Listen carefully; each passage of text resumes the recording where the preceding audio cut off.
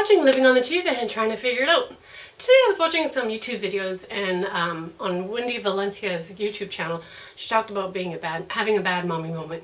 And it almost brought me to tears. She works full-time and she's a better mom for it. And she knows it, which I think is awesome. A lot of people have guilt about working, but sometimes they are better people because they do work, where others are better people staying home.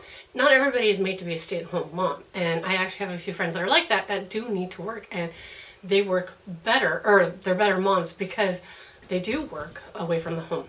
Anyhow, it made me think of a video idea.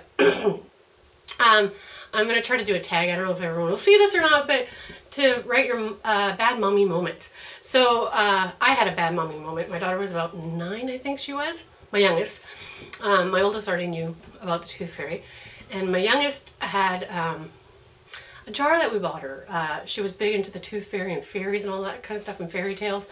So we saw at Walmart they had this jar with a fluttering Tooth Fairy. So we pretended that we caught the Tooth Fairy and put her in there. And one of her friends, I'll never forget, was over the day before or something. After we had bought it, before one of her many teeth had fallen out.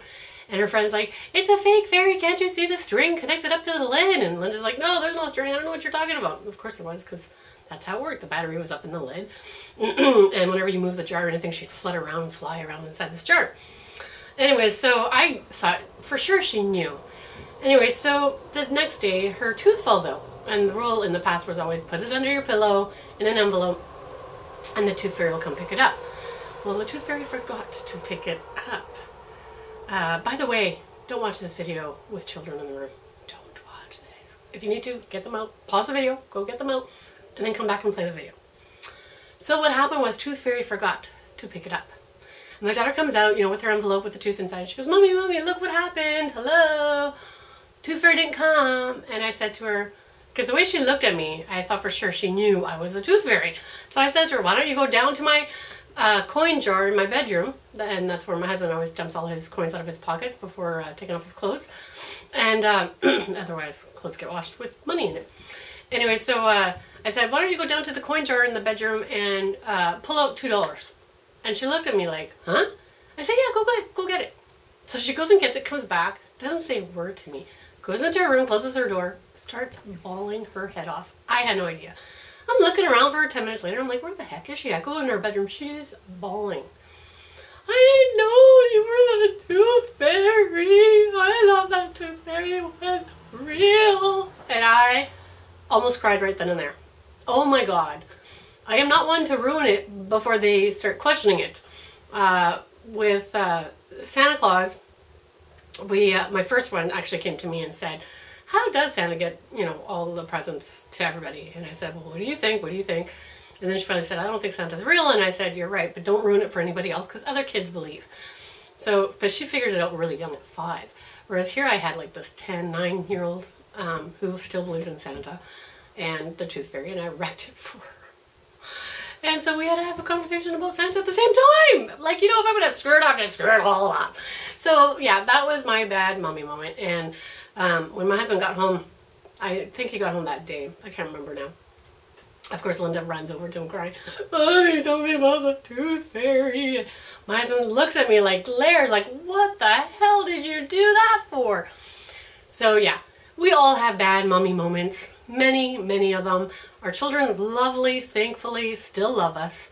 I don't know why sometimes, like when you do shit like that, they don't really want to know yet about the Tooth Fairy.